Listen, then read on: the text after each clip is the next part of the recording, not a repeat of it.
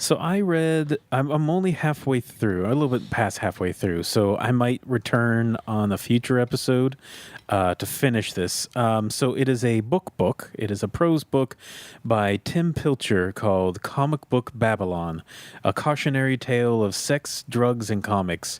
And it's supposed to be about Vertigo's British office, which is an interesting concept.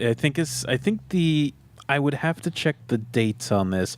I think this exists because Grant Morrison's memoir book, Super Gods, mentioned about how the Vertigo offices were, there's a pull quote here, the equivalent of the loaded HQ in the 90s, vodka, mushrooms, ES, sex, money, travel, and the pure unleashed creativity of young people having a good time together.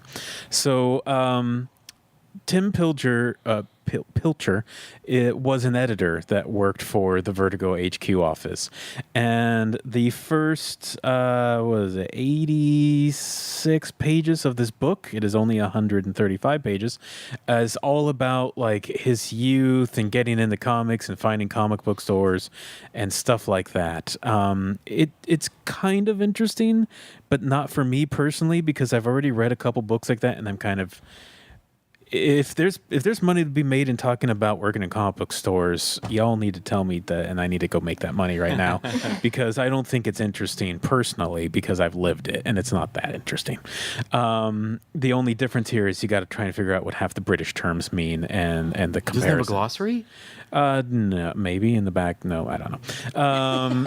So it's not that interesting to me. And the thing is, so he doesn't start talking about the Vertigo stuff until past the halfway point.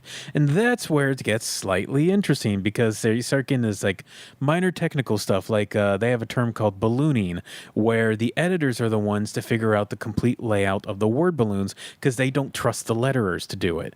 And it's like, I want to hear about you guys getting sassy with the letterers about this.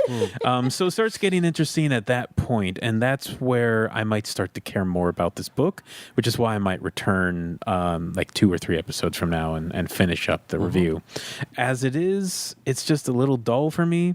It might not be for other readers, just because they don't read much about, comic book stores or the behind the scenes. But reading the Grant Morrison one, there's a lot of the same terminology, because they probably grew up roughly around the same time, and they read the same British comics and the same American comics that made it over to the UK.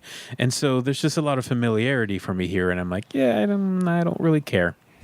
Yeah. Also, it's just not getting to the meat of what it's actually called. It took too long. What it's supposed to be about. That just seems like get to the point already. I understand the need for some background, because it's nice to set up that you met all these comic book creators when you ran a comic book store, but it takes a while, to get there, and I'm just sort of like, get to it already.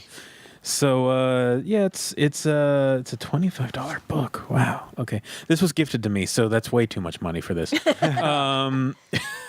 And I'll return and talk about what's interesting. Cole's making a great face. Well, it's like thin. Yeah, it's just but not only that, all around. it's pulp paper and lightweight paper, And it's pretty.